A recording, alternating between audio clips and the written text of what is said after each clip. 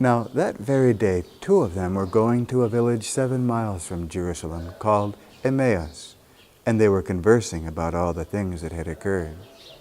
And it happened that while they were conversing and debating, Jesus himself drew near and walked with them, but their eyes were prevented from recognizing him. He asked them, "What are you discussing as you walk along?"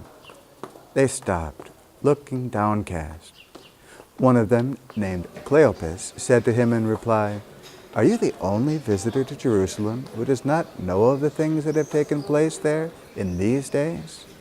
And he replied to them, "What sort of things?"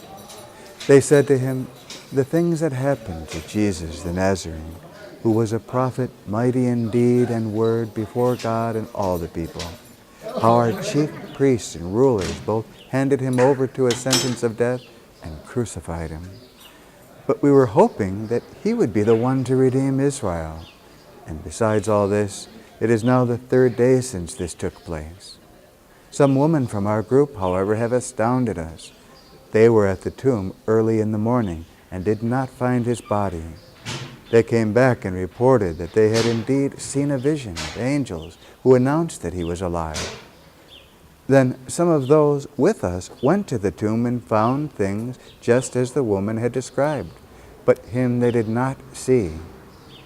And he said to them, "Oh, how foolish you are! How slow of heart to believe all that the prophets spoke! Was it not necessary that the Messiah should suffer these things and enter into his glory?" Then, beginning with Moses and all the prophets, he interpreted to them what referred to him in all the scriptures. As they approached the village to which they were going, he gave the impression that he was going on farther. But they urged him, "Stay with us, for it is nearly evening and the day is almost over." So he went in to stay with them. And it happened that while he was with them at table, he took bread, said the blessing, broke it, and gave it to them. With that, their eyes were opened, and they recognized him, but he vanished from their sight. Then they said to each other, "Were not our hearts burning within us while he spoke to us on the way and opened the scriptures to us?"